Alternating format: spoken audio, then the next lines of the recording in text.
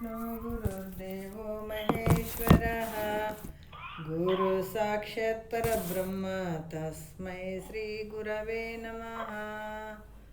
ಶ್ರೋತ್ರಿಯ ಬ್ರಹ್ಮನಿಷ್ಠರಾದಂಥ ಸದ್ಗುರು ಬಸವಾನಂದರ ಪಾದಕಮಲಗಳಿಗೂ ಹಾಗೂ ಅವರ ಪ್ರತಿರೂಪದಂಥ ನಿಜಗುಣಪ್ಪನವರ ಪಾದಕಮಲಗಳಿಗೂ ನನ್ನ ದೀರ್ಘದಂಡ ಪ್ರಣಾಮಗಳನ್ನು ಸಲ್ಲಿಸುತ್ತಾ, ಸದ್ಗುರು ಮಾರ್ತಾಂಡ ಸಾಬಾಯಿ ಸದ್ಗುರುಗಳ ಪಾದಕಮಲಗಳಿಗೂ ಹಾಗೂ ರಾಯಪ್ಪ ಸದ್ಗುರುಗಳ ಪಾದಕಮಲಗಳಿಗೂ ನನ್ನ ದೀರ್ಘದಂಡ ಪ್ರಣಾಮಗಳನ್ನು ಸಲ್ಲಿಸುತ್ತಾ ಮನದಲ್ಲಿ ಸ್ಮರಿಸಿಕೊಳ್ಳುತ್ತಾ ತಮ್ಮೆಲ್ಲರಿಗೂ ವಂದಿಸುತ್ತಾ ಇವತ್ತಿನ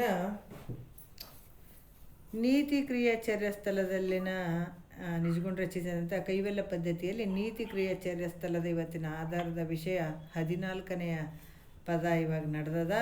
14ನೆಯ ಪದದಲ್ಲಿ ಸಂಗತವಾಗಿ ಬೋಧಿಸಿ ಪೇಳಿದ ಉತ್ತರದಿಂಗಿ ಬೋಧಿಸಿ ಅಂತದೆ ಜೋಡಿಸಿ ಪೇಳಿದ ಉತ್ತರದ ಇಂಗಿತವನ್ನು ಅರಿತು ನಡೆಯುವವನೇ ಬಲ್ಲವನು ಅಂತ ಹೇಳಿದರು. ಸಂಗತವಾಗಿ ಅಂದ್ರೆ ಪೂರ್ವ ಅಂದ್ರೆ ಪ್ರಶ್ನೆ ಉತ್ತರ ಇದರಲ್ಲಿ 5 ಯಾಕಂತಂದ್ರೆ ಪೂರ್ವಾಪರ ಮೊದಲಿಂದು ಮತ್ತು ಮುಂದುಗಡೆದ. ಯಾಕಂತಂದ್ರೆ ಪ್ರಶ್ನೆನೂ ಅದ ಉತ್ತರನೂ ಇದರಲ್ಲೇ ಅದ.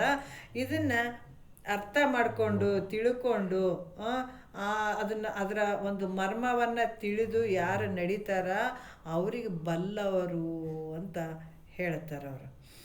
ಮತ್ತು 1ನೇ ವಿಷಯದಲ್ಲಿ ಕೂಡ ಒಂದನ್ನು ನುಡಿಯಲ್ಲಿ ಹೇಳಿದರು, ದುರಿತದೋಳು ಅಧಿಕವಾವುದು ನಿಂದೆ, ಜೀವನವೆರೆಸಿದ ಮರಣವಾವುದು ಚಿಂತೆ, ಕೆಡುವ ಶರೀರದ ಸಫಲವಾವುದು ಪರಹಿತ, ಕಿಂಕರ ವೃತ್ತಿ ಯಾವುದು ತನ್ನ ಗಳಿಯ ಆಸೆ ಅನ್ನುವಂಥ ವಿಚಾರ. ಇದರಲ್ಲಿ ಶರೀರದ ಸಫಲವಾವುದು ಪರಹಿತ ಇಲ್ಲಿ ಬಿಟ್ಟಿದೆ ಮುಗಿದು ಹೇಳ್ಬೇಕಾ. ಅದಕ್ಕೆ ಇಲ್ಲಿ ಕೂಡ ಹೇಳ್ತಾರೆ ಯಾವ ರೀತಿ ಅಂತಂದ್ರೆ, ಶರೀರದ ಸಫಲವಾವುದು ಪರಹಿತ ಅಂತ ಜ್ಞಾನಿಗಳು ಹೇಳ್ತಾರೆ. ಜಗತ್ತಿನಲ್ಲಿ ನೀ ಬಂದಿಯಪ್ಪ, ನಿನಗೆ ಸುಖ ಆಗಬೇಕಾಗಿತ್ತು, ನಾವು ಸುಖ ಆಗಬೇಕಾಗಿತ್ತಂದ್ರೆ ಜಗ್ಗಿ ದುಡಿಬೇಕು, ರೊಕ್ಕ ಗಳಿಸ್ಬೇಕು, ಸುಖದಿಂದ ಇರ್ತೀವಿ ಅಂತ ನಾವು ತಿಳ್ಕೊಂಡಿವಿ. ಜ್ಞಾನಿ ಹೇಳ್ತಾನೆ ಶರೀರದ ಸಫಲವಾವುದು ಅಂತಂದ್ರೆ ಪರಹಿತ ಅಂತ ಹೇಳ್ತಾನೆ. ಯಾಕಂತಂದ್ರೆ ಇಲ್ಲಿ ಜಗತ್ತಿನೊಳಗೆ ಹಲವಾರು ರೀತಿಯಿಂದ ನಿನ್ನ ಕಣ್ಣೆದುರಿಗೆ ಬಂದವ. ಯಾವ ಗಿಡ ಮರಗಳಾಗಿರ್ಬೋದು, ನದಿಗಳಾಗಿರ್ಬೋದು, ಇವು ಪ್ರತಿಯೊಂದು ಉಪಕಾರದಲ್ಲೇ ಜೀವನ ಕಳೀತಾ ಇದ್ದಾವ. ಇವಾಗ ಸೂರ್ಯ ಅದಾನಪ್ಪ, ಜೀವನ ಮುಕ್ತ ಇದ್ದಾನ, ಆದರೂ ಕೂಡ ಎಲ್ಲ ಜನರಿಗೆ ಬೆಳಕನ್ನು ಕೊಡ್ತಾನೆ, ಬಿಸಿಲನ್ನು ಕೊಡ್ತಾನೆ, ಆತ ಪರೋಪಕಾರ ಮಾಡಕತ್ತಾನ. ಚಂದ್ರ ಬರ್ತಾನ, ಎಲ್ಲ ಗಿಡಗಳು ಬೆಳೀತಾವ, ಆತ ಕೂಡ ಪರೋಪಕಾರ ಮಾಡಕತ್ತಾನಪ್ಪ. ಆಮೇಲೆ ಇಲ್ಲಿ ಕೂಡ ಹೇಳ್ತಾರೆ, ಈ ಗಿಡ ಮರಗಳು ತಾವೇ ಫಲಗಳನ್ನು ತಾವೇ ಕೊಟ್ಟು ತಾವೇ ತಿಂದುಬಿಟ್ಟಿದ್ವು ಅಂತಂದ್ರೆ ಮನುಷ್ಯ ಇವತ್ತು ಎಲ್ಲಿರ್ತಿದ್ದ. ಅದಕ್ಕೆ ಅವು ಕೂಡ ಹಲವಾರು ರೀತಿಯಿಂದ ಹಣ್ಣುಗಳನ್ನು ಕೊಡ್ತಾವ. ನದಿ ಎಲ್ಲ ಜನರಿಗೆ ಸ್ನಾನ ಮಾಡಕ್ಕೆ ಬಿಡ್ತದ, ನೀರು ಕುಡಿಯೋಕೆ ಕೊಡ್ತದ. ಗಿಡ ಮರಗಳು ಹಣ್ಣುಗಳು ಕೊಡ್ತಾವ. ಹಾಗಾಗಿ ಅವು ಪರೋಪಕಾರನೇ ಮಾಡಕತ್ತಾವ. ನಿನಗೇನಾದ್ರೂ ಪುಣ್ಯ ಬೇಕಾಗಿತ್ತಪ್ಪ ಅಂತಂದ್ರೆ ನಿನ್ನ ಪರೋಪಕಾರವನ್ನು ಮಾಡು. ಯಾಕಂದ್ರೆ ನೀ ಪರೋಪಕಾರ ಮಾಡೋದ್ರಿಂದ ಏನೈತ್ರಿ, ಅದ್ರಾಗ ಸುಖ ಐತೇನ್ರಿ ಅಂತಂದ್ರೆ, ಕೊಟ್ಟದ್ದು ತನಗೆ ಬಚ್ಚಿಟ್ಟಿದ್ದು ಪರರಿಗೆ, ಕೊಟ್ಟಿದ್ದು ಕೆಟ್ಟಿತನೆ ಬೇಡ ಮುಂದೆ ಕಟ್ಟಿಹುದು ಬುತ್ತಿ ಸರ್ವಜ್ಞ ಅಂತ ಹೇಳ್ಯಾರ. ಯಾಕಂತಂದ್ರೆ ನೀ ಏನು ದಾನ ಧರ್ಮ ಮಾಡ್ತೀವಿ ಅದು ಸುಖಕ್ಕೆ ಜಮಾ ಆಗ್ತದೆ, ದುಃಖಕ್ಕಲ್ಲ. ನೀ ಏನು ತೆಗೆದು ಮಕ್ಕಳಿಗೆ ಮರಿಗಳಿಗೆ ಅಂತ ಏನು ಬಚ್ಚಿ ಬಚ್ಚಿ ಬಚ್ಚಿ ಇಡ್ತಿದ್ದಿ, ಮುಂದಿನ ಜನ್ಮದಾಗ ಹೆಗ್ಗಣ ಆಗಿಬಿಡ್ತದೆ ಅಂತಲೂ ಹೇಳ್ತಾರೆ ಜ್ಞಾನಿಗಳು. ಯಾಕಂತಂದ್ರೆ ಕೊಟ್ಟದ್ದು ತನಗೆ ಬಚ್ಚಿಟ್ಟದ್ದು ಪರರಿಗೆ, ನಿನ್ನ ಸತ್ಪಾತ್ರಕಂ ದಾನಂ, ದಾನ ಧರ್ಮ ಯಾವಾಗ ಮಾಡ್ತಿದ್ದಿ ಆವಾಗ ಅದು ನಿನಗೆ ಜಮಾ ಆಗ್ತದೆ, ನಿನ್ನ ಪುಣ್ಯಕ್ಕೆ ಜಮಾ ಆಗ್ತದೆ. ಮುಂದಿನ ಜನ್ಮದಲ್ಲಿ ಅಥವಾ ಮುಂದಿನ ಒಂದು ಲೋಕ ಅನ್ನೋದು ಇರ್ತದೆ. ಇಲ್ಲಪ್ಪ ನಾನು ಲೋಕಪಾಕ ಒಪ್ಪಂಗ್ಲಿಗೆ ಸತ್ತು ಬಿಟ್ಟಿವಿ, ಆಯ್ತು ಮುಗೀತು ಈ ಜೀವನ ಅನ್ನೋದಲ್ಲ. ಅದಕ್ಕೆ ಅವ್ರು ಹೇಳ್ತಾರ ಯಾವ ರೀತಿ ಅಂದ್ರೆ, ಭೂತ ಪಂಚಕದ ರೂಪಾಗಿ, ಧಾತು ಸಪ್ತಕದ ರೂಪಾಗಿ, ತಂದೆಯೊಳು ಮಾತೆಯ ಸೂತಕದ ರುಧಿರ ರೂಪಾಗಿ ಮತ್ತಿ ತನುವಾಗುವ ಅಚ್ಚರಿಯನ್ನು ಕಂಡು, ಬಾಲಕ ತರುಣ ಜರ ಜೀರ್ಣ ರೂಪಾಗಿ ಮೇಲೆ ನರಕಿಯಾಗಿ ಬಳಿಕೀ ಕ್ರಮದೊಳು ತಾಳಲಾರೆನು ತನುವನು ಶಂಭುಲಿಂಗವೇ ಪಾಲಿಸೆಂದೆರಿಗೆ ಭಿನ್ನೈಪಿ ಭೀತಿಯೊಳು ಅಂತ ನಿಜಗೊಂಡ್ರು ಹೇಳ್ತಾರೆ ನೋಡ್ರಿ. ಯಾಕಂದ್ರೆ ಬಾಲಕ ತರುಣ ಜರಜೀರ್ಣರ ರೂಪಾಗಿ ಅಂದ್ರೆ ಬಾಲ್ಯದಲ್ಲೂ ಕೂಡ ಕಷ್ಟ ಅದ.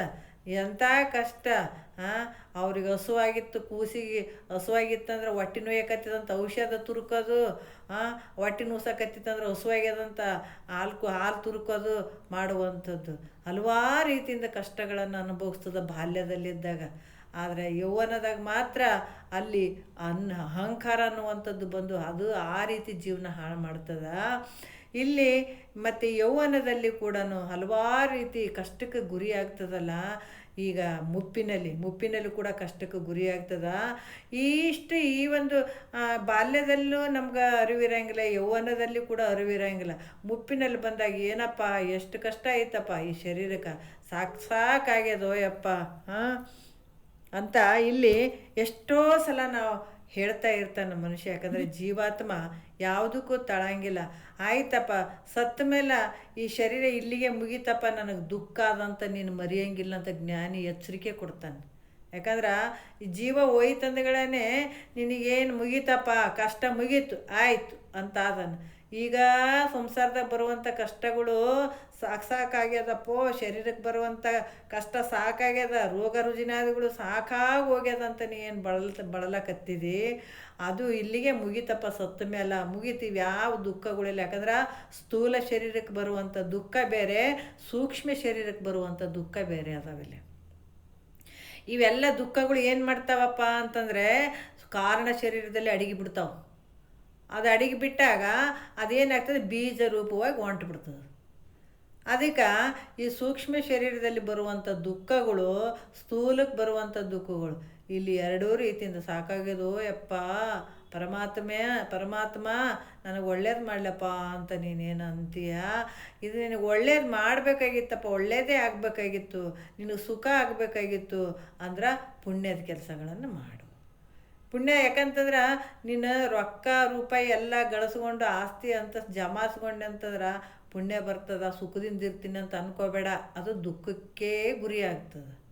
ಯಾಕಂತಂದ್ರೆ ನೀನು ಹಂಗೆ ಕೂಡಿಸಿ ಅದರಿಂದ ಸುಖ ಅಂತ ನೀನು ಹೊಂಟು ಬಿಟ್ಟೆ ಅಂದ್ರೆ ನಾಳೆ ಹೆಗ್ಗಣ ಆಗಿಬಿಡ್ತಿದೆ ಅಂತಾರೆ ಅವ್ರು. ಅದಕ್ಕೆ ಕೊಡುವಂಥ ಸಂದರ್ಭದಾಗ ದಾನ ಮಾಡು. ಯಾಕ ನಿನಗೆ ಶಕ್ತಿನೂ ಆದಪ್ಪ, ನಿನಗೆ ಅನುಕೂಲನೂ ಇತ್ತಪ್ಪ, ನೀನು ಯೌವನಕ್ಕೆ ಬಂದ್ಯಪ್ಪ, ನಿನಗೆ ರೊಕ್ಕ ಇದ್ದು ಅಂತಂದ್ರೆ ನೀನು 1 ರೂಪಾಯಿ ಇತ್ತು ಅಂತ ತಿಳ್ಕೊ, 4ನೇ ಭಾಗ ದಾನ ಮಾಡೋದು ಕಲಿ ನಿನ್ನ ಕೈಯಿಂದ. ಯಾಕಂತಂದರೆ ಯೌವನ ಸಂದರ್ಭ ಹೋಯ್ತು, ಮುಪ್ಪಿಗೆ ಬಂತಂದ್ರೆ ಮಕ್ಕಳಾದವರು ನಿನ್ನ ಹತ್ರ ರೊಕ್ಕ ಬಿಡಂಗಿಲ್ಲ, ಎಲ್ಲ ಕಸ್ಕೊಂಡು ಬಿಡ್ತಾರೆ. ಆವಾಗ ನಿನಗೆ ಏನು ಮಾಡ್ತೀನಿ ಅಂದ್ರೆ ನಿನ್ನ ಹತ್ರ ಶಕ್ತಿ ಇರಂಗಿಲ್ಲ. ಆವಾಗ ಏನು ಮಾಡ್ತಿದ್ದಿ, ಯಾವುದು ಗಳಿಸ್ಲಾರ್ದ ಹೋಗ್ತಿದ್ದಪ್ಪ, ಮುಂದೆ ಕೂಡ ನಿನಗೆ ದುಃಖ ಕಾದ್ಕೊಂಡು ಕುಂತದ. ಅದಕ್ಕೆ ಬಾಲಕ ತರುಣ ಜರಜೀರ್ಣ ರೂಪಾಗಿ ಮೇಲೆ ನರಕಿಯಾಗಿ ಇಲ್ಲಿ ಏನು ಮಾಡ್ತಿದ್ದಿ ಅದನ್ನು ನೀ ಕಟ್ಕೊಂಡು ಹೋಗ್ತಿದ್ದಿ, ಅಲ್ಲೇ ಒಂದು ಲೋಕ ಬರ್ತದೆ ನಿನಗೆ. ಇಲ್ಲೇ 2 ಲೋಕ ನಾವು ಅನುಭವಿಸ್ತೀವಿ, ದಿನ 3 ಲೋಕಗಳನ್ನು ಅನುಭವಿಸ್ತೀವಿ, ನಮ್ಗೆ ಅರಿವಿಲ್ಲ. ಯಾಕಂದ್ರೆ ಜಾಗ್ರ ಪ್ರಪಂಚ ಒಂದು ಪ್ರಪಂಚ ಅನುಭವಿಸಕತ್ತೀವಿ, ಸ್ವಪ್ನದ ಪ್ರಪಂಚ ಒಂದು ಪ್ರಪಂಚ ಅನುಭವಿಸಕತ್ತೀವಿ, ಮತ್ತು ಸುಸುಪ್ತಿ ಅವಸ್ಥೆ ಒಂದು ಪ್ರಪಂಚವನ್ನು ಅನುಭವಿಸಕತ್ತೀವಿ, ತಾಯಿ ಗರ್ಭಕ್ಕೆ ಬಂದಾಗ ಅದು ಒಂದು ಪ್ರಪಂಚವನ್ನು ಅನುಭವಿಸ್ತೀವಿ. ಅಂದರೆ ಎಲ್ಲದ್ರಿ ಲೋಕ, ಮುಂದಿನ ಲೋಕ ನಾವು ನಂಬಂಗಿಲ್ರಿ ಅಂತಾರೆ. ಅದಕ್ಕೆ ಜ್ಞಾನಿಗಳು ಸುಮ್ಮಿರು, ನೀನು ಈ ಲೆಕ್ಕಕ್ಕೆ ಬರಬೇಡಪ್ಪ, ನಂಬಂಗಿದ್ರೆ ನಂಬು, ಇಲ್ಲಾಂದ್ರೆ ಎದ್ದು ಹೋಗ್ಬಿಡು ಅಂತಾರೆ. ಅದಕ್ಕೆ ಯಾರಿಗೆ ಗೊತ್ತದ 3 ಪ್ರಪಂಚವನ್ನು ಹೀಗೆ ಅನುಭವಿಸಕತ್ತೀವಿ ಅನ್ನೋದು? ಜ್ಞಾನಿ ಹತ್ರ ಕೂತ್ಕೊಂಡು ತಿಳ್ಕೊಂಡಾಗ ಗೊತ್ತಾಗ್ತದೆ ಪ್ರಪಂಚ ಹೆಂಗದಾವ ಅಂಥೇಳಿ.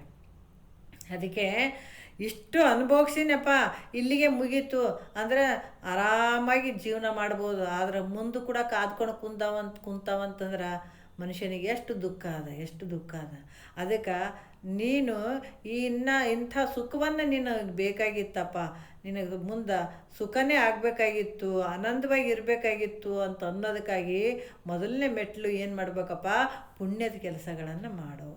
ಪುಣ್ಯದ ಕೆಲಸ ಅಂದ್ರೆ ನಿಷ್ಕಾಮ ಪುಣ್ಯವನ್ನು ಮಾಡಬೇಕು, ನಿಷ್ಕಾಮ ಕರ್ಮವನ್ನು ಮಾಡಬೇಕು. ಅದು ಪುಣ್ಯಕ್ಕೆ ಜಮಾ ಆಗ್ತದೆ.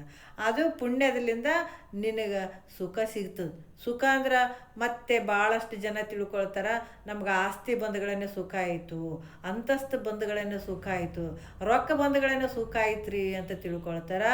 ಜ್ಞಾನಿ ಹೇಳ್ತಾನೆ ಅದು ಶುದ್ಧ ತಪ್ಪು. ಯಾಕೆ ತಪ್ಪಪ್ಪ ಅಂತಂದ್ರೆ ಸುಖ ಅನ್ನುವಂಥದ್ದು ನಿನ್ನ ಮನಸ್ಸಿನಲ್ಲಿ ಉತ್ಪತ್ತಿ ಆಗ್ತದ, ಹೊರಗಡೆ ಇಲ್ಲ. ಎಂಥ ಒಂದು ಸ್ಥಿತಿಯಲ್ಲಿದ್ದರೂ ಕೂಡ ಮನಸ್ಸು ಸುಖ ಅಂಥ ಒಂದು ಸಮಾಧಾನ ಸ್ಥಿತಿ ಏನಿರ್ತದೆ, ಸ್ಥಿತಪ್ರಜ್ಞ ಅಂತ ಹೇಳ್ತಾರೆ. ಯಾಕಂತಂದ್ರೆ ಎಂಥ ಸಂದರ್ಭದಲ್ಲಿ ಸ್ಥಿತಪ್ರಜ್ಞ ಆಗಿರುವಂಥದ್ದೇ ದೊಡ್ಡ ಸಂಪತ್ತು ಮನುಷ್ಯನಿಗೆ. ಅದು ಸುಖ ಹೆಂಗಂದ್ರೆ ತನ್ನಲ್ಲೇ ಅದು ಉದ್ಭವ ಆಗಬೇಕು. ಅಂಥ ಸುಖವನ್ನು ಪಡ್ಕೊಳ್ಳುವಂಥದ್ದಿದು.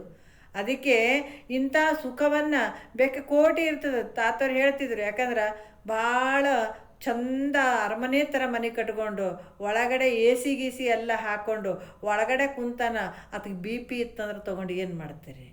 ಎ ಸಿ ತಣ್ಣಗೆಲ್ಲ ಆದ, ಒಳಗೆ ಬಿಸಿಯಾಗಿಬಿಟ್ಟದಲ್ಲ, ಏನು ಮಾಡೋದು? ಅದಕ್ಕೆ ಸುಖ ಅಂತಾರೇನ?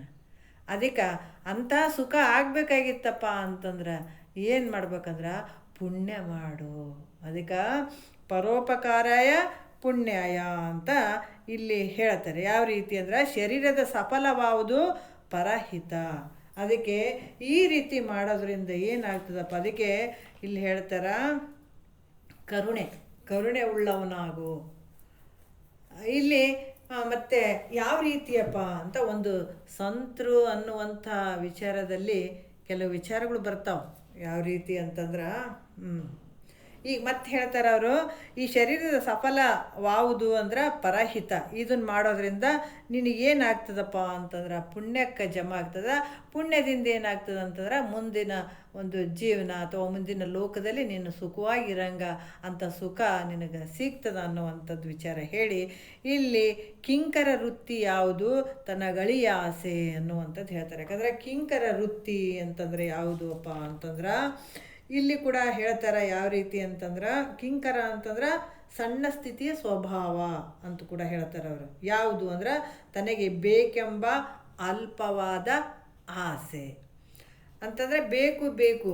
ಅದಕ್ಕೆ ಅವ್ರು ಹೇಳ್ತಾರೆ ಮಂಕುತಿಮ್ಮನ ಒಂದು ಕಗ್ಗದಲ್ಲಿ, ಬೇಕು ಎನಗಿದು ಬೇಕು, ಬೇಕು ಎನಗಿದು ಬೇಕೆನ್ನುತ್ತಲ್ಲಿ ಬೊಬ್ಬೆ ಇಡುತ್ತಿರುವ ಈ ಘಟವನ್ನು ಏಕೆಂದು ಮಾಡಿದೆ? ಬೇಕು ಎಂಬ ಜಪ ಸಾಕು ಎನಿಪುದು ಎಂದಲೋ ಮಂಕುತಿಮ್ಮ. ಹೋಗೋವರೆಗೂ ಬೇಕು ಅದು ಬೇಕು ಇದು ಬೇಕಂತಾನೆ ಹೋಗ್ತದಲ್ಲ. ಈ ಘಟನೆ ಯಾಕೆ ಮಾಡಿದೆಪ್ಪ? ನಿನಗೇನಾಗಿತ್ತು? ನನಗೆ ಈ ಘಟನೆ ಮಾಡಾಕ, ಈ ಶರೀರವನ್ನು ಮಾಡಾಕ ನೀನು ಯಾಕೆ ಮಾಡಿದೋ? ಪರಮಾತ್ಮನೇ ಶರೀರಕ್ಕೆ ಬಂದು ನೋಡು. ಹೋಗೋವರೆಗೆ ಇದಕ್ಕೆ ಹಾಕು ಬೇಕು ಅಂತದಲ್ಲ. ಒಂದು ದಿವಸ ಹಾಕೋದು ಬಿಡ್ರಿ, ಶರೀರಕ್ಕೆ ನೋಡ್ರಿ ಹೆಂಗಾಗ್ತದೆ.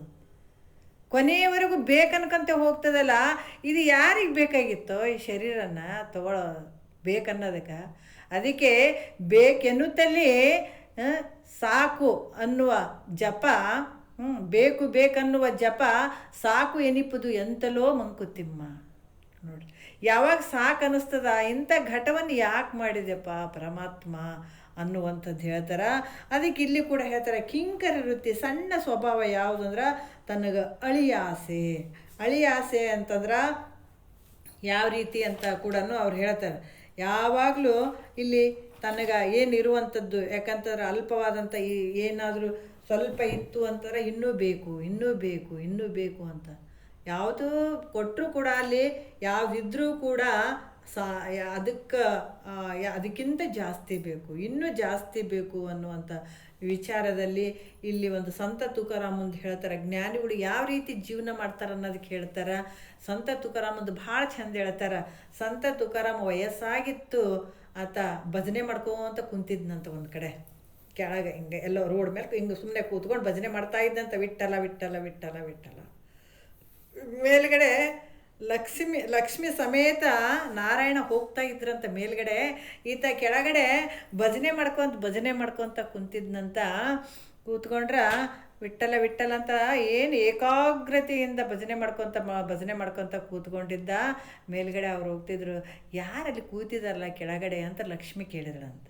ಕೇಳಿದಗಳೇ ನಾರಾಯಣ ಅನ್ನಂತ, ಆತ ನನ್ನ ಭಕ್ತ ಅದನ. ಹೌದಾ? ಏನ್ರಿ ಅದು ನೋಡು, ಹರಿದದ್ದು ಬಟ್ಟೆ ಹಾಕ್ಕೊಂಡನ, ದಾಡಿ ಅದಾವ, ಒಂಥರ ಏನೋ ಎಲ್ಲೋ ಒಂದು ಇದ್ದಂಗೆ ಇದ್ದಾನ, ಅಂಥ ಒಂದು ಮುಪ್ಪಾನ್ ಮುದುಕ ಆ ರೀತಿಯಲ್ಲಿ ಕುಂತು ಭಜನೆ ಮಾಡಾಕತ್ತಾನ, ಇದೇನ್ರಿ ಅಂದ. ಇಲ್ಲ, ಬೇರೆ ಯಾವ ಕಡೆ ಭಾವ ಹೋಗಂಗಿಲ್ಲ. ನನ್ನನ್ನು ಸ್ಮರಣೆ ಮಾಡುವಂಥವ್ರು ನನ್ನನ್ನೇ ಬಿಟ್ಟರೆ ಬೇರೆ ಯಾವ ಆಸೆ ಇರಂಗಿಲ್ಲ ಅವರಿಗೆ ಅಂತಂದಂತ ನಾರಾಯಣ. ಅಂದಗಳನ್ನೇ ಈಕಿಗೆ ಹಿಂಗಂತನ ನಾನು ಪರೀಕ್ಷೆ ಮಾಡಲೇಬೇಕಂತ ಇನ್ನಾತ ಕಣ್ಣು ಮುಚ್ಚಿಕೊಂಡು ತೆರೆದ್ರಾಗ ಲಕ್ಷ್ಮಿ ಕೆಳಗೆ ಇಳಿದ್ಬಿಟ್ಟಳಂತ. ಕೆಳಗೆ ಇಳಿದ ತಕ್ಷಣವೇ ಆತ ಹಿಂಗೆ ನೋಡೋದ್ರಾಗ ಲಕ್ಷ್ಮಿ ಕೆಳಗಡೆ ಬಂದುಬಿಟ್ಟು ಅಲ್ಲಿ ಆತ ಕಣ್ಣು ಮುಚ್ಕೊಂಡು ವಿಠಲ ಅಂತ ಈತ ಯಾರು ಸಂತ ತುಕಾರಾಮ್ ಕೂತಿದ್ನಂತ. ಕೂತ್ಕೊಂಡಾಗ ಮುಂದೆ ಬಂದು ನಿಂತು ಬಿಟ್ಳಂತ. ನಿಂತ ತಕ್ಷಣವೇ ಅದು ಬೆಳಕು ಚಕ್ಕಂತ ಬೆಳಕು. ಯಾಕಂದ್ರೆ ಆಭರಣ ನಿಗಿ ನಿಗಿ ನಿಗಿ ಮೈ ಮೇಲೆ ಎಲ್ಲ ಆಭರಣಗಳು ತುಂಬಿದ್ವು ಅಂತ. ಆಕೆ ಬಂದಾಗ ಚಕ್ಕಂದಾಗ ಹಿಂಗೆ ಬೆಳಕು ಬಂದಂಗೆ ಆಯ್ತಂತ. ಆತ ಪಟ್ನ ಕಣ್ಣು ತೆಗೆದ್ನಂತ. ತಾತ ತೆಗೆದು ಸಂತ ತುಕಾರಾಮ್ ಕಣ್ಣು ತೆಗೆದಗಳೇ, ಯಾರಮ್ಮ ನೀನು, ಯಾರ ತಾಯಿ ನೀನು, ಯವ್ವ ಯಾರು ನೀನು ಅಂತಂದಂತ. ನಾನು ಯಾರಾದರೆ ನಿನಗೆ ನೀನೇನು ಕೇಳ್ತಿದ್ದ ಕೊಡಕ್ಕೆ ಬಂದಿದ್ದೀನಿ, ಏನು ಬೇಕು ಹೇಳು ಅಂತಂದಂತ. ಅಂದಗಳನ್ನೇ ಆತಗೆ ಗೊತ್ತಾಯಿತು, ಓ ಇಲ್ಲ ನಾನು ಹಿಂಗೆ ಮಹಾಲಕ್ಷ್ಮಿ ಇದ್ದೀನಿ ನಾನು, ಮಹಾಲಕ್ಷ್ಮಿ ಇದ್ದೀನಿ ನಾನು ಅಂತಂದಳಂತ. ಅಂದಗಳನ್ನೇ, ಯವ್ವ ನಾನು ನಿನ್ನ ಕರೆದೇ ಇಲ್ಲಲ್ಲೇವ್ವ, ನೀನು ಯಾಕೆ ಬಂದು ಅಂತಂದಂತ. ಇಲ್ಲ ನೀ ಕರೆದಿಲ್ಲ, ಆದ್ರೆ ನಾನು ಕೊಡಬೇಕಂತ ಆಸೆ ಆಯಿತು, ಬಂದಿದ್ದೀನಿ, ನೀನು ಏನು ಕೇಳ್ತಿದ್ದಿ ಕೇಳು, ನಾನು ಕೊಡ್ತೀನಿ ಅಂತ. ಯವ್ವ ನೀ ಬಂದಿದ್ದೇವ, ಭಾಳ ಚಲೋ ಆಯಿತು. ನಾನು ಒಂದು ಕೇಳಕತ್ತೀನಿ, ನೀ ಇನ್ನೊಂದು ಸಲ ನನ್ನ ಕಣ್ಣಿಗೆ ಬೀಳ್ಬೇಡವ್ವ, ಬರಬೇಡ. ನೀನು ಬಂದೆ ಅಂತಂದ್ರೆ ಎಲ್ಲ ಭಜನೆ ನಿಂತು ಹೋಗ್ತದ, ಎಲ್ಲ ನಿಂತು ಹೋಗ್ತದೆವ್ವ, ಅದಕ್ಕೆ ನೀ ಬರಬೇಡವ್ವ, ನನಗಿದೇ ಸಾಕು ಅನ್ನಂತ. ಯಾಕಂತಂದ್ರೆ ಭಾಳಷ್ಟು ಜನ ಬಡತನ ಇದ್ದಾಗ ದೇವ್ರೇ ನೀನೇಪ್ಪ ನಿನ್ನ ಹೊರ್ತು ನನಗೆ ಯಾರು ಇಲ್ಲಪ್ಪ ಅಂತ ಭಜನೆ ಮಾಡಿದವ್ರನ್ನೂ ಭಾಳ ಜನರಿಗೆ ಕಂಡೀವಿ, ಪೂಜೆ ಮಾಡಿದವ್ರನ್ನೂ ಭಾಳ ಜನರಿಗೆ ಕಂಡೀವಿ. ಎಲ್ಲ ಮಾಡಿ ಏನಾದರೂ ಅಂತ ಸಿರಿವಂತಿಕೆ ಬಂತಂದ್ರೆ ಆ ಭಜನೆ ಗಿಜನೆ ಎಲ್ಲ ನಿಂತವ್ರನ್ನೂ ನಾವು ಕಂಡಿದ್ದೀವಿ ಅಂತ ವಿಚಾರದಲ್ಲಿ ಒಬ್ಬ ಜ್ಞಾನಿ ಹೇಳ್ತಾರೆ ಅವರು. ಅದಕ್ಕೆ ಹೇಳ್ತಾರೆ, ಯವ್ವ ನಿನಗೆ ನಾ ಬಾ ಅಂದಿಲ್ಲ, ಆದರೂ ಬಂದಿದ್ದಿ, ಇನ್ನು ಮ್ಯಾಲ ನೀ ನನಗೆ ಕಣ್ಣಿಗೆ ಬೀಳಬೇಡವ್ವ, ನೀವು ಹೋಗಿಬಿಡು ಅಂದಗಳೇ. ಆಕೆಗೆ ಭಾಳ ಇದಾಯ್ತಂತ ಲಕ್ಷ್ಮಿಗೆ. ಹೌದಲ್ಲ, ನಾರಾಯಣ ಎಷ್ಟು ಕರೆಕ್ಟಾಗಿ ಹೇಳ್ದ ಅಂತ ಹೇಳಿಬಿಟ್ಟು ಮತ್ತೆ ಆಕೆ ತಿರ್ಗಾ ಹೋಗಿ ನಾರಾಯಣ ಹತ್ರ ಕೂತ್ಕೊಂಡ್ಳಂತ. ಏನು ಹೇಳ್ದ ಅಂತಂದ್ಳಂತ. ಇಲ್ಲ ಹಿಂಗಂದ, ಖರೆ ನೀ ಹೇಳಿದ್ದು ಖರೆ ಅದ ಅಂತ. ಅದಕ್ಕೆ ಅಲ್ಲಿ ಒಂದು ಚೂರು ಆಸೆ ಪಡೆದೇನೆ ನೀನೇ ಗತಿ ಅಂತ ಹೋಗ್ತಾನಲ್ಲ ಅಂತ ಮಹಾನ್ ಸಂತ ಅದ ಸಂತ ತುಕಾರಾಮ್ ಅಂತ ಕೂಡ ಕತೆ ಬರ್ತದಲ್ಲಿ ಹೇಳಕ್ಕೆ. ಅದಕ್ಕೆ ಇಲ್ಲಿ ಕೂಡ ಕಿಂಕರ ವೃತ್ತಿ ಯಾವುದು ಅಂತಂದ್ರೆ ತನಗೆ ಅಳಿಯ ಆಸೆ. ಯಾಕಂತಂದ್ರೆ ಏನೇ ಇದ್ರೂ ಕೂಡ ಮತ್ತೊಂದೊಂದೊಂದು ಆಸೆ ತೊಗೊಳ್ಬೇಕನ್ನುವಂಥ ಆಸೆ ನುಡ್ತದ, ಅದು ಭಾಳ ಕೆಟ್ಟದ್ದಪ್ಪ. ಅದಕ್ಕೆ ಇದ್ದದ್ರಲ್ಲೇ ತೃಪ್ತಿ ಪಡುವಂಥ ಭಾವನೆ ಇಲ್ಲಿ ಭಾಳ ಶ್ರೇಷ್ಠವಾದಂಥದ್ದು ಅಂತ ಕೂಡ ಹೇಳ್ತಾರೆ. ಯಾಕಂತಂದ್ರೆ ಒಂದು 100 ರೂಪಾಯಿ ಇತ್ತಂದ್ರೆ ಇನ್ನೂ 100 ಬರಲಿ, 1,00,000 ಬಂತಂದ್ರೆ ಇನ್ನೂ ಕೋಟಿ ಬರಲಿ ಅನ್ನುವಂಥ ಭಾವ ಬರುವಂಥದ್ದು ಭಾಳ ಕಷ್ಟ. ಆಶಯ ಪರಂ ದುಃಖಂ, ನಿರಾಶ ಪರಂ ಸುಖಂ ಅಂತ ಹೇಳ್ತಾರೆ. ಯಾಕಂದ್ರೆ ಆಶೆಕ್ಕಿಂತ ಹೆಚ್ಚಿನ ದುಃಖ ಯಾವುದಿಲ್ಲ, ನಿರಾಶಕ್ಕಿಂತ ಹೆಚ್ಚಿನ ಸುಖ ಯಾವುದೂ ಇಲ್ಲ ಜ್ಞಾನಿ ಹೇಳ್ತಾರೆ. ಯಾಕಂತಂದ್ರೆ ಆಸೆ ಮಾಡೋದ್ರಿಂದ ಏನಾಗ್ತದ ಅಂತಂದ್ರೆ ನೀನು ದುಃಖಕ್ಕೆ ಬಂಧಕ್ಕೆ ಗುರಿ ಆಗ್ತದ. ಭಾಳಷ್ಟು ಇಲ್ಲಿ ಇಲ್ಲ ರೀ, ರೊಕ್ಕ ರೂಪಾಯಿ ಇದ್ದವರಿಗೆ ಮುಕ್ತಿ ಆಗ್ತದೇನ್ರಿ? ಇಲ್ಲ. ಯಾಕಂದ್ರೆ ಪ್ರತಿಯೊಂದು ಜೀವಿಗಳು ಈ ಭೂಮಿ ಮೇಲೆ ಬಂದ ಮೇಲೆ ಎಲ್ಲರಿಗೂ ಹಕ್ಕು, ಜನ್ಮಸಿದ್ಧ ಹಕ್ಕು ಇದು. ನಾವು 18 ವಯಸ್ಸಾದಗಳೇ ಎಲ್ಲರೂ ಏನು ಎಲೆಕ್ಷನ್ದಾಗ ಓಟ್ ಹಾಕಿದ ಹಕ್ಕದ, ನಮ್ಮ ಇಂಡಿಯಾದಾಗ ನಾವು ಹಾಕಂತ ಹಕ್ಕದ ಅಂತ ನಾವೇನು ಅಂದ್ಕೊಳ್ತೀವಿ. ಅದ್ರಂಗ ಮಾನವ ಶರೀರ ತೊಟ್ಕೊಂಡು ಬಂದಂಥ ಪ್ರತಿಯೊಂದು ಜೀವಿಗಳು ಏನು ಭೂಮಿ ಮೇಲೆ ಅದಾವ, ಇದು ಜನ್ಮಸಿದ್ಧ ಹಕ್ಕು. ಇದು ಯಾವುದು? ತನ್ನ ಸ್ವರಾಜ್ಯ ಸಿಂಹಾಸನವನ್ನು ಪಡ್ಕೊಳ್ಳುವಂಥದ್ದು. ಯಾವುದಂದ್ರೆ ಈ ಮನಸ್ಸನ್ನುವಂಥದ್ದೇ ಶ್ರೀಮಂತಿಕೆ ಆಗಬೇಕಾಗ್ಯದಿಲ್ಲ. ಅದಕ್ಕೆ ನೀನು ಅಂಥ ಶ್ರೀಮಂತಿಕೆ ಬೇರೆದ್ರಾಗ ಹುಡುಕಿದೆ ಅಂತಂದ್ರೆ ನಿನಗೆಲ್ಲಿ ಶ್ರೀಮಂತಿಕೆ ಸಿಗ್ತದ? ಅದಕ್ಕೆ ಇಲ್ಲಿ ನಾವೆಲ್ಲಿ ಶ್ರೀಮಂತಿಕೆ ಮಾಡೀವಿ? ಗಂಡ, ಮನೆ, ಮಕ್ಕಳು.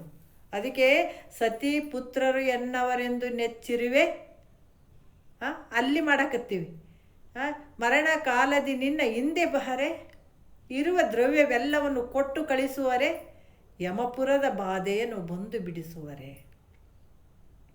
ನೋಡ್ರಿ, ಯಾಕಂದ್ರೆ ಎಲ್ಲರೂ ನನ್ನವರು, ಅವ್ರ ಸಲುವಾಗಿ ನಾನು ಇಷ್ಟೆಲ್ಲ ಮಾಡಾಕತ್ತೀನಿ, ಅವ್ರ ಸಲುವಾಗಿ ನಾನು ಜೀವ ಹಿಡ್ಕೊಂಡು ಕುಂತೀನಿ, ಅವರೇ ನನ್ನ ಆಸ್ತಿ, ಅವರೇ ನನ್ನ ಸರ್ವಸ್ವ ಅಂತಂದ್ರೆ ಅವರು ಮರಣ ಕಾಲದಿ ನಿನ್ನ ಹಿಂದೆ ಬಹರೆ. ಅವರು ಮರಣ ಕಾಲದಾಗ ಏನಾದರೂ ಹಿಂದೆ ಬರ್ತಾರೇನ ನಿನಗೆ? ಅಲ್ಲಿ ಯಮಪುರದ ಬಾಧೇನು ಇರುವ ದ್ರವ್ಯವೆಲ್ಲವನ್ನು ಕೊಟ್ಟು ಕಳಿಸುವರೇ. ಅವ್ರು ಹೇಳ್ತಾರೆ ಜ್ಞಾನಿಗಳು, ನೀ ಏನು ಆಲ್ಮರ್ಯಾಗ ಕಷ್ಟಪಟ್ಟು ಪಟ್ಟು ಪಟ್ಟು ನೀವು ದುಡ್ದು ಏನಾದ್ರು ರೊಕ್ಕ ಇಟ್ಟಿ ಅಂತಂದ್ರೆ ನೀನು ಹೊರಗೆ ಹೋಗ್ತಿದ್ದೆ, ಅದು ಒಳಗೆ ಕುಂತಿರ್ತದ, ಅದು ನೋಡಿ ನಗುತ್ತದ. ಎಷ್ಟು ಕಷ್ಟಪಟ್ಟಿಯಲ್ಲೋ ನನ್ನನ್ನು ಮಾಡಕ್ಕೆ, ನನ್ನನ್ನು ಗಳಿಸೋಕೆ ಎಷ್ಟು ಕಷ್ಟಪಟ್ಟಿಯಲ್ಲೋ, ನಾನು ಬಿಟ್ಟು ನೀನೇ ಹೊಂಟಿಯಲ್ಲೋ ಅಂತ ನಗ್ತಿರ್ತಾವಂತ ಒಳಗೆ ಕೂತ್ಕೊಂಡು. ಅದಕ್ಕೆ ಇಲ್ಲಿ ಹೆಂಡ್ತಿ ಆದರೂ ಅಷ್ಟೇ, ಮಕ್ಕಳಾದರೂ ಅಷ್ಟೇ, ಅವರೆಲ್ಲ ನಿನ್ನನ್ನು ಏನು ಮಾಡ್ತಾರ ಅಂತಂದರೆ ಅವರು ಇರೋವರೆಗೂ ಮಾತ್ರ. ಆದ್ರೆ ನೀವು ಹೋದ್ಮೇಲೆ ಅವ್ರು ಯಾರು, ನೀನು ಯಾರು, ಮುಗೀತು. ಅದಕ್ಕೆ ಅಲ್ಲಿ ಯಮಪುರದ ಬಾಧೆಯನ್ನು ಬಂದು ಬಿಡಿಸುವರೆ. ಯಮಪುರದಾಗ ನಿನಗೆ ಎಷ್ಟು ಕಷ್ಟ ಅದ ಅನ್ನೋದು ನಿನಗೇನು ಗೊತ್ತದ? ಅವರನ್ನು ಗುತ್ತಿಗಿಡಿದ್ರೆ, ಇಲ್ಲಪ್ಪ ನಮ್ಮ ಅಪ್ಪ ನನ್ನ ಸಲುವಾಗೆ ದುಡ್ದಾನ, ನಮ್ಮ ಅಪ್ಪ ನನ್ನ ಸಲುವಾಗೆ ಕೂಡಿಟ್ಟಾನ, ನಮ್ಮಪ್ಪ ನಮ್ಮವ್ವ ನನ್ನ ಸಲುವಾಗೆ ಮಾಡ್ಯಾಳ, ಹೊಡಿಬೇಡಪ್ಪೋ ಯಮಧರ್ಮ ಅಂತೇನು ಏನಾದ್ರು ಬಂದು ಬಿಡಿಸ್ತಾರನ್ನೋರು? ಬಿಡಿಸಂಗಿಲ್ಲ. ಅದಕ್ಕೆ ಇದೆಲ್ಲ ಮಾಡೋಕ್ಕೆ ಹೋಗ್ಬೇಡಪ್ಪ. ಅದಕ್ಕೆ ಅಲ್ಲಿ ಸ್ವರ್ಗಾದಿ ಭೋಗಗಳನ್ನು ಅನುಭವಿಸ್ತೀನಿ ಅಂತ ಅಲ್ಲಿ ಕೂಡ ಅದು ಆಸೆ ಇಟ್ಕೊಂಡು ಜಪ ತಪ್ಪನೂ ಹಂಗೆ ಮಾಡೋಂಗೂ ಇಲ್ಲ. ಯಾಕಂದ್ರೆ ಸ್ವರ್ಗಾದಿ ಭೋಗಗಳು ಕೂಡ ಅಲ್ಲಿ ಶಾಶ್ವತ ಅಲ್ಲ, ಅವು ಕೂಡ ದುಃಖದಿಂದ ಕೂಡಿದಾವ. ಅದಕ್ಕೆ ಅಲ್ಲಿ ಕೂಡ ಸುಖ ಅಂತ ನೀನು ಅನಿಸಿ ಅದನ್ನು ಕೂಡ ಮಾಡೋಂಗಿಲ್ಲ. ಈ ರೀತಿಯಾಗಿ ನೀನು ಒಂದು ಆಸೆಯಿಂದ ಕೂಡಿದ್ದೆ ಆದರೆ ನಿನಗೆ ಅದರಿಂದ ದುಃಖನೇ ಐತಪ್ಪ. ಅಲ್ಲಿ ಆಸೆ ಮಾಡುವ ಹಾಗಿಲ್ಲ. ಯಾಕೆ ಬಂದದ್ರಲ್ಲಿ ಇದ್ದದ್ರಲ್ಲೇ ಪರಿಣಿತಿ ದಳೆಯುವುದು ಚಂದ ಅಮ್ಮಮ್ಮ ಅಂತ ಜ್ಞಾನಿಗಳು ಹೇಳ್ತಾರೆ. ಅದಕ್ಕೆ ಅದರಿಂದ ಕೂಡಿದ್ದೆ ಅದರ ಇಹದಲ್ಲೂ ಸುಖ ಇಲ್ಲ, ಪರಲೋಕದಲ್ಲೂ ಸುಖ ಇಲ್ಲ. ನೀ ಏನು ಆಸೆ ಮಾಡ್ತೀಯ ಅದರಿಂದ ಇಹದಲ್ಲಿ. ಅದಕ್ಕೆ ಇಲ್ಲಿ ಸಲ್ಲದವರು ಅಲ್ಲಿ ಸಲ್ಲಿಯಾರೆ. ಇಲ್ಲೇ ಸಲ್ಲಲಿಲ್ಲ ಅಂತಂದ್ರೆ ದೇವತೆಗಳು ಕೂಡ ನಿನಗೆ ಇಟ್ಕೊಳಂಗಿಲ್ಲ ಅಂತ ಹೇಳ್ತಾರೆ ಅವರು. ಇಲ್ಲೇ ನೀನು ಸರಿ ಇರಲಿಲ್ಲ ಅಂತಂದ್ರೆ ಇಲ್ಲಿನೂ ನಿನಗೆ ಇಲ್ಲಿ ಸಲ್ಲದವರು ಅಲ್ಲಿ ಸಲ್ಲಿಯಾರೆ. ಇಲ್ಲೇ ನೀನು ಸರಿ ಇರಲಿಲ್ಲ, ಇಲ್ಲೇ ನೀತಿಯಿಂದ ನಡ್ಕೊಳ್ಳಿಲ್ಲ ಅಂತಂದ್ರೆ ದೇವತೆಗಳು ಕೂಡ ನಿನ್ನ ಕೈ ಬಿಟ್ಟು ಬಿಡ್ತಾರೆ. ಅದಕ್ಕೆ ಆ ರೀತಿ ಮಾಡೋಕ್ಕೆ ಹೋಗಬೇಡಪ್ಪ ಅಂತ ಹೇಳುವಂಥ ವಿಚಾರ. ಮತ್ತೀಗ 3ನೇ ನುಡಿಯಲ್ಲಿ ಹೇಳ್ತಾರೆ ಅವರು. ಯಾವ 2ನೇ ನುಡಿಯಲ್ಲಿ, ಹಸುವಿನೊರೆಗೆ ಆವುದು ಒಂದು ಅಭಿಮಾನ, ವ್ಯಸವ ಜಾಗರಣವಾವುದು ಸದ್ವಿವೇಕ, ಶಶಿಯ ಶೀತಳ ಅಂದವಾವುದು ಶಮೆ, ಸುಧಾರಸೆಯ ಧಾರೆ ಯಾವುದು ಮಿಗೆ ಮೃದು ವಚನ. ಹಸುವಿನೊರೆಗೆ ಯಾವುದು ಓರೆಗೆ, ಸ್ವಲ್ಪ ಮಿಸ್ಟೇಕ್ ಆಗ್ಯಾವ. ಹಸುವಿನೋರೆಗೆ ಯಾವುದು ಅಂದ್ರೆ ಪ್ರಾಣಕ್ಕೆ ಸಮಾನವಾದದ್ದು ಅಂತಂದ್ರೆ ಅಭಿಮಾನ. ಅಭಿಮಾನ ಅನ್ನುವಂಥದ್ದು ಕೂಡ ಹೇಳ್ತಾರೆ. ಯಾಕಂದ್ರೆ ಮನುಷ್ಯನು ಇಲ್ಲಿ ಯಾಕಂತಂದ್ರೆ ಪ್ರಾಣವೇ ಇಲ್ಲಿ ಯಾವುದಂತಂದ್ರೆ ಹಸು ಅಂತಂದ್ರೆ ಯಾವುದು ಅಂತಂದ್ರೆ ಪ್ರಾಣಕ್ಕೆ ಸಮಾನವಾಗಿರುವಂಥದ್ದು ಯಾವುದು ಅಂತಂದ್ರೆ ಅಭಿಮಾನ ಅನ್ನುವಂಥದ್ದು. ಅದಕ್ಕೆ ಇಲ್ಲಿ ಮಾನಭಿಮಾನ ಬಿಡಬೇಕು, ಹರ ಗುರುವೇ ಗತಿ ಎನ್ನಬೇಕು ಅಂತಾರಲ್ರಿ. ಇದು ಅಭಿಮಾನ ಪ್ರಾಣಕ್ಕೆ ಸಮಾನ ಆಗ್ಯದಂತ ಇಲ್ಲಿ ಹೇಳಿದ್ರು ಕೂಡ 2 ರೀತಿಯಿಂದದವಪ್ಪ ಅಭಿಮಾನಗಳು. ಇಲ್ಲಿ ಜಗತ್ತಿನೊಳಗೆ ಪರಿಚ್ಛಿನ್ನತೆ ಮತ್ತು ಪರಿಪೂರ್ಣವಾಗಿರುವಂಥದ್ದು 2 ಅದಾವ. ಇಲ್ಲಿ ಪರಿಚ್ಛಿನ್ನತೆ ಕೂಡಿದಂಥದ್ದು ನಾನು ಹಂಗದೀನಿ ಹಿಂಗದೀನಿ ಅಂತ ಅಹಂಕಾರ, ನಾ ಪಂಡಿತದೀನಿ, ನಾನು ಹಂಗದೀನಿ ಅಂತ ಹೇಳುವಂಥದ್ದು ಅಹಂಕಾರ ಅಂತ ಅನಿಸ್ಕೊಳ್ತದ. ಮತ್ತು ಶರೀರವೇ ನಾನು ಅಂತ ಹೇಳುವಂಥದ್ದು ಕೂಡ ಅಹಂಕಾರ ಅನಿಸ್ಕೊಳ್ತದ. ಶರೀರ ಪರಿಚ್ಛಿನ್ನತೆಯಿಂದ ಕೂಡಿದಂಥದ್ದು ಅಭಿಮಾನ ಮಾಡಬೇಡ. ಯಾಕಂದ್ರೆ ಶರೀರ ನೀನೂ ಅಲ್ಲ ನಿಂದು ಅಲ್ಲ. ಅದಕ್ಕೆ ಕಳ್ರು ಯಾರಪ್ಪ ಕಳಬೇಡ ಕೊಲ್ಲಬೇಡ ಉಸಿಯ ನುಡಿಯಲ್ಲೂ ಬೇಡ ಅಂತ ಯಾಕೆ ಹೇಳ್ಯಾರ ಜ್ಞಾನಿಗಳು ಅಂತಂದ್ರೆ ಕಳ್ಳರಿಗೆ ಹೇಳ್ಯಾರೇನೋ ಅಂತ ಅನಿಸ್ಬಿಡ್ತದೆ. ಆದ್ರೆ ಇನ್ನೂ ನಾವು ಮುಖ್ಯವಾಗಿ ವಿಚಾರಕ್ಕೆ ಒಳಗೆ ಹೋದಾಗ ಕಳ್ಳಪ್ಪ, ನಿನ್ನಂಥ ಕಳ್ಳ ಯಾರಿಲ್ಲ. ನಾನು ಎಲ್ಲಿ ಕಳ್ಳರಿ, ನಾ ಮನ್ಯಾಗ ಬೆಕ್ಕಂದಂಗೆ ಹೆಂಡ್ತಿ ಮಕ್ಕಳ ಜೊತೆ ಕಮ್ಮ ಸಂಸಾರ ಮಾಡ್ಕೊಂಡು ತಿನ್ನಕತ್ತೀನಿ, ನನಗೆ ಕಳ್ಳ ಅಂತಿರಲ್ಲ ಅಂತ ಹೇಳ್ತಾರ. ಜ್ಞಾನಿ ಹೇಳ್ತಾನ, ನೀನೇ ನೋಡಪ್ಪ ಕಳ್ಳ. ಯಾಕಂದ್ರೆ ಶರೀರ ನಿಂದು ಅಲ್ಲ, ನೀನು ಅಲ್ಲ, ನಿನ್ನದು ಅಲ್ಲ. ಶರೀರ ನಂದಂತ ಕುಂತಿದೆ, ಅದು ಕಳ್ತನ ಅಲ್ಲನ. ಹೆಂಡ್ರು ಮಕ್ಕಳು ಎಲ್ಲ ಅವು ಎಲ್ಲಿವೋ ಏನೋ, ಅವು ನೀನು ನಂದಂತ ಅವನು ಕುಂತಿದಲ್ಲ, ಆ ಕಳ್ಳ ಅಲ್ಲನ ನೀನು. ಅದು ನಂದು ಇದು ನಂದು ಆಸ್ತಿ ನಂದಂತ ಕುಂತಿದ್ದಿ, ಎಲ್ಲ ನಿಂದು ಅನ್ನೋದು ಬರಕ್ಕೆ ತಂದು ಬಿಟ್ಟಿದ್ದೇನು ಹೊಸ ಇಲ್ಲ. ಬಂದ ಮೇಲೆ ಇಲ್ಲಿ ನೋಡಿದಿ ಅವು ನಂದನಕತ್ತಿದ್ದಿ, ಮತ್ತು ನಿನ್ನಂಥ ಕಳ್ಳನೇ ಯಾರಿಲ್ಲ. ಅದಕ್ಕೆ ಬಿಟ್ಟು ಬಿಡೋದು. ಅದಕ್ಕೆ ಇಲ್ಲಿ ಹೇಳ್ತಾರ ಇದನ್ನು ಪರಿಚ್ಛಿನ್ನ ಅಭಿಮಾನ ಅನ್ನುವಂಥದ್ದು ಬಿಡಬೇಕು. ಇವೆಲ್ಲ ನಾಶ ಹೋಗುವಂಥವು, ಯಾವುದು ನಿಂದಲ್ಲ. ಹಾಂ, ಇದರ ಶರೀರದಲ್ಲಿರುವಂಥ ಅಂತಃಕರಣ ಯಾವುದು ಅಂತಂದ್ರೆ ಆಕಾಶ, ಅಗ್ನಿ, ವಾಯು, ಜಲ, ಪೃಥ್ವಿ ಪಂಚಭೂತಗಳಿಂದ ಆದಂಥ ಶರೀರವನ್ನು ನಂದು ನಂದು ಅಂತ ಗುತ್ತಿಗಿಡ್ಕೊಂಡು ಕುಂತಿದ್ದಲ್ಲ, ನಿಂದು ಹೆಂಗಾಗ್ತದೋ? ಇದು ಕಳ್ಳತನ ಮಾಡಿದ್ದೀನಿ ನೀನು. ಅದಕ್ಕೆ ಎಷ್ಟೋ ಜನ್ಮಾಂತರ ಕಳ್ಳತನ ಮಾಡಿದ್ದಕ್ಕಾಗಿ ತಿರ್ಗಾ ತಿರ್ಗಾ ತಿರ್ಗಾ ತಿರ್ಗಾ ಬಂದಿದ್ದೀನಿ ನೀನು, ಇಷ್ಟು ಕಷ್ಟವನ್ನು ಅನುಭವಿಸಕತ್ತಿದೆ. ಅದಕ್ಕೆ ಈ ಭಾವವನ್ನು ಬಿಡು. ಅದಕ್ಕೆ ತನುಭಾವವಳಿಯ ದುಃಖದಕ್ಕೆ ನೋಡ್ರಿ, ಇದು ಇನ್ನೂ ಮೂಲ ಆಯಿತು. ಮೊದಲೆಲ್ಲ ಹೇಳಿದ್ರು ಹೆಂಡ್ತಿ ಮಕ್ಳು ಚಿಂತೆ ಬಿಡ್ರಿ, ಅಂಥವು ಮಾಡಬೇಡ್ರಿ, ಇಂಥವು ಮಾಡಬೇಡ್ರಿ, ಅದು ನಿಂದಲ್ಲ ಇದು ನಿಂದ ಅಂತ ಎಲ್ಲ ಹೇಳ್ಬಿಟ್ರು. ಕೊನೆಗೆ ಎಲ್ಲಿ ಕೈ ಹಾಕಿದ್ರು ಅವರು? ತನುಭಾವವಳಿ, ನಿನ್ನ ಶರೀರ ನಿಂದಲ್ಲ, ನೀನು ಅಲ್ಲ, ನಿಂದು ಅಲ್ಲ, ಮೊದಲು ಅದನ್ನು ಬಿಟ್ಕೋ, ಉಳಿದದ್ದೇ ನಂದಂತ ಚಿಂತೆ ಮಾಡ್ತೀನಿ ನೀನು. ಹಂಗೆ ಮಾಡಿದೆ ಅಂತಂದ್ರೆ ಇಹದಲ್ಲೂ ಸುಖ ಇಲ್ಲ, ಪರಲೋಕದಲ್ಲೂ ಸುಖ ಇಲ್ಲ, ಮತ್ತು ದುಃಖವನ್ನೇ ತೊಗೊಂಡು ಹೋಗ್ತಿದ್ದಿ. ಅದಕ್ಕೆ ಬಿಟ್ಕೊಳ್ಳೋದು ಕಲಿಯಪ್ಪ ಅಂತಾರೆ ಅವರು. ಬಿಟ್ಕೊಳ್ಳೋದು ಕಲಿ. ಇಲ್ಲಿ ಬಿಟ್ಕೊಂಡೆ ಅಂತಂದ್ರೆ ಇಲ್ಲಿ ಚೆಂದ ಇರ್ತಿದೆ, ಮುಂದೂ ಚೆಂದ ಇರ್ತಿದೆ. ಬಿಟ್ಕೊಳ್ಳಿಲ್ಲ ಹಂಗೆ ಕಟ್ಕೊಂಡು ಅಂತಂದ್ರೆ ಇಲ್ಲೂ ಸುಖದಿಂದಿರಂಗಿಲ್ಲ, ಮುಂದೂ ಸುಖದಿಂದಿರಂಗಿಲ್ಲ. ಅದಕ್ಕೆ ಇಲ್ಲಿ ಏನಾಗ್ಯದ, ಜಗತ್ತಿನೊಳಗೆ ಆಸ್ತಿ ಅಂತಸ್ತು ಮುಂದೆ ಕಮ್ಮಗೆ ಊಟ ಮಾಡ್ಬೇಕಂತಲೇ ಜಗತ್ತು ಗಳಿಸಾಕತ್ಯಾರ. ಆದ್ರೆ ಅದು ಕಮ್ಮಗೆ ಊಟ ಮಾಡಿಸ್ತದೇನಂದ್ರೆ ದುಃಖಕ್ಕೆ ಗುರಿ ಆಗ್ತದೆ. ಅದಕ್ಕೆ ನೀನು ಸುಖದಿಂದ ಇರಬೇಕಾಗಿತ್ತಂದ್ರೆ ಚಿಂತನೆ ಮಾಡು, ಪರಮಾತ್ಮನ ಚಿಂತನೆ ಮಾಡು. ನೀತಿ ಯಾವ ರೀತಿ ಜ್ಞಾನಿ ಹೇಳಿದಾರೆ ಆ ರೀತಿ ನಡ್ಕೊಂಡಿದ್ದೆ ಆದ್ರೆ ನೀನು ಪರಲೋಕದಲ್ಲಿ ಕೂಡ ಸುಖದಿಂದ ಇರ್ತಿದ್ದೀನಿ ನೀನು. ಇದನ್ನು ಮಾಡ್ಕೊಳಪ್ಪ. ಅದಕ್ಕೆ ಅಭಿಮಾನ ಯಾವುದು ಮಾಡಬೇಕು ಅಂತಂದಾಗ ಕೂಡ ಅವ್ರು ಹೇಳ್ತಾರ, ಸುಖ ಎಲ್ಲಿದೆ.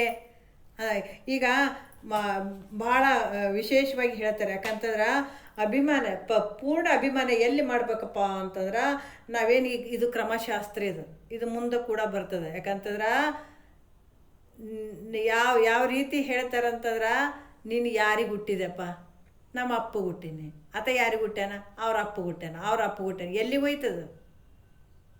ಪರಮಾತ್ಮನ ಸ್ವರೂಪ, ಪರಬ್ರಹ್ಮನ ಅಂಶದಿಂದ ಹುಟ್ಟಿದವ ನೀನು. ಅದಕ್ಕೆ ನೀನು ಪರಮಾತ್ಮನಿಂದ ಹುಟ್ಟಿದವ, ಪರಮಾತ್ಮನ ಮಗ ಅದೀನಿ ನಾನು, ಪರಮಾತ್ಮನ ಸ್ವರೂಪ ಅನ್ನುವಂಥ ಭಾವಕ್ಕೆ ಬರುವಂಥದ್ದೇನದ ಪೂರ್ಣ ಅಭಿಮಾನ. ಇದು ಎಲ್ಲಿ ದೊರೀತದ್ರಿ ಅಂದ್ರೆ ಮನ್ಯಾಗ ಸುಮ್ಮನೆ ಕುಂತ್ರು ದೊರೆಯಂಗಿಲ್ಲ. ಅದು ಈ ಸುಖ ದೊರೆಯಂಗಿಲ್ಲ.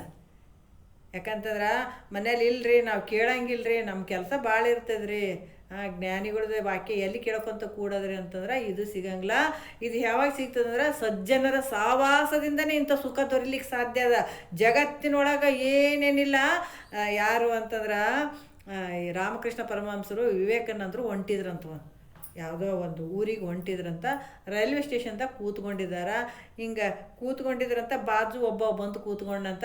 ಆತ ದೆಹಲಿ ಒಳಗೆ ಓದಿ ಬಂದಿದ್ದಂತ. ಕಾಲು ಹಿಂಗೆ ಅಳ್ಳಾಡ್ಸಕಂತ ರಾಮಕೃಷ್ಣ ಪರಮಹಂಸರಿಗೆ ತಾಗಕತ್ತಿತ್ತಂತ ಕಾಲು.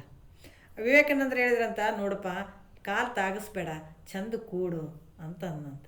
ಅಂದ್ರೂ ಒಂದು ಸ್ವಲ್ಪ ಮತ್ತೆ ತಮ್ಮ ದಿಮಾಕ ನಡೆಸಿದ್ನಂತ. ನೀ ಎಲ್ಲಿ ಓದಿಯಪ್ಪ ಅಂತಂದಂತ. ನಾ ಡೆಲ್ಲಿ ಒಳಗೆ ಓದಿದ್ದೀನಿ. ಏನಾಗಿದೆಯಪ್ಪ? ನಾನು IAS ಆಫೀಸರ್ ಆಗಿದ್ದೀನಿ. IAS ಆಫೀಸರಾಗಿ ಏನು ಮಾಡ್ತಿ? ಮದುವೆ ಆಗ್ತೀನಿ. ಮದುವೆ ಆದಮೇಲೆ ಏನು ಮಾಡ್ತಿ? ಮಕ್ಕಳಾಗ್ತಾವೆ. ಮಕ್ಕಳಾದ್ಮೇಲೆ ಏನು ಮಾಡ್ತಿ? ಮಕ್ಕಳಾದ್ಮೇಲೆ ಅವ್ರಿಗೆ ಓದಿಸ್ತೀನಿ, ಬರೆಸ್ತೀನಿ. ಅವಾದ್ಮೇಲೆ ಏನು ಮಾಡ್ತಿ? ಅವಕ್ಕೆ ಮದುವೆ ಮಾಡ್ತೀನಿ. ಮದುವೆ ಆದಮೇಲೆ ಏನು ಮಾಡ್ತಿ? ರಿಟೈರ್ಮೆಂಟ್ ಆಗ್ತದ. ರಿಟೈರ್ಮೆಂಟ್ ಆದಮೇಲೆ ಏನು ಮಾಡ್ತಿ? ಮನೆಯಾಗೆ ಇರ್ತೀನಿ. ಸಿಟ್ಟು ಬಂತದ, ಎಷ್ಟು ಕೇಳಾಕತ್ತದ. ಮತ್ತೇನೇನು ಮಾಡ್ತಿ? ಎಲ್ಲ ರಿಟೈರ್ಮೆಂಟ್ ಆಯಿತು, ಮನ್ಯಾಗೆ ಕೊಡ್ತೀನಿ, ವಯಸ್ಸಾಗಿರ್ತದ, ಸತ್ತೋಗ್ಬಿಡ್ತೀನಿ, ಮತ್ತಿನ್ನೇನದು ಅಂತಂದು. ಆವಾಗ ವಿವೇಕಾನಂದರು ಹೇಳಿದ್ರಂತ, ಅಲ್ಲ ಕೊನೆಗೆ ಮಕ್ಕಳಾಗ್ತಾವ, ಅವಕ್ಕೆ ಮಕ್ಕಳು ಮಾಡ್ತಿದ್ದಿ, ಎಲ್ಲ ಮಾಡ್ತಿದ್ದೆ, ವಯಸ್ಸಾಗ್ತದೆ, ಸತ್ತೋಗ್ತೀನಿ ಅಂತ ಹೇಳ್ತಿದ್ದಲ್ಲ. ಸಾಯೋದಕ್ಕೆ ನೀನು ಅಷ್ಟು ವರ್ಷ ಹೋಗಿ ಅಲ್ಲಿ IAS ಆಫೀಸರ್ ಡೆಲ್ಲಿ ಒಳಗೆ ಓದಿನಂತ ಬಂದು ತೋರ್ಸಕತ್ತೀಯೇನು ನೀನು? ಸಾಯೋದಕ್ಕೆ ಓದಿದ್ದೇನೆ ಇಷ್ಟು ವರ್ಷ, ಇಷ್ಟು ಕಷ್ಟಪಟ್ಟು?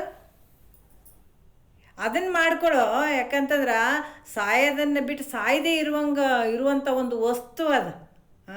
ಅದನ್ನು ತಿಳಿಸಿಕೊಡುವಂಥ ಏನು ಸಂಸ್ಕಾರ ಇರ್ತದ ಅದನ್ನು ಮಾಡ್ಕೊಳಪ್ಪ. ಯಾಕಂತಂದ್ರೆ ಅಂಥ ಮಹಾತ್ಮ ಅಲ್ಲಿ ಕೂತಾರಂತಂದ್ರೂ ಕೂಡ ಕಾಲು ಬಡಿತಾವನ್ನೋ ಒಂದು ಸಂಸ್ಕಾರನೇ ಅತಿಗಿಲ್ಲ ಅಂತಂದ್ರೆ ಇನ್ನು ಹುಟ್ಟು ಸಾವು ಕಳ್ಕೊಳ್ಳೋ ಅಂಥ ಜ್ಞಾನ ಯಾವಾಗ ಸಂಪಾದನೆ ಮಾಡ್ತಾನಂತ.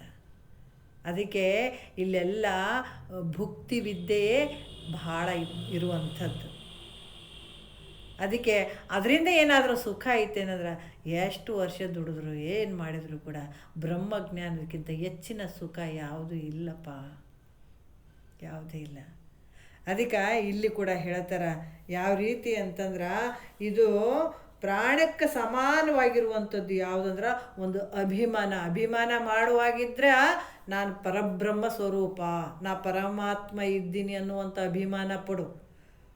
ಆದರೆ ಪರಿಚ್ಛಿನ್ನವಾದಂಥ ಅಭಿಮಾನ ಪಡಕ್ಕೆ ಹೋಗ್ಬೇಡ, ಅವನು ನಾಶ ಆಗ್ತದೆ, ದುಃಖಕ್ಕೆ ಕಾರಣ ಆಗ್ತದ.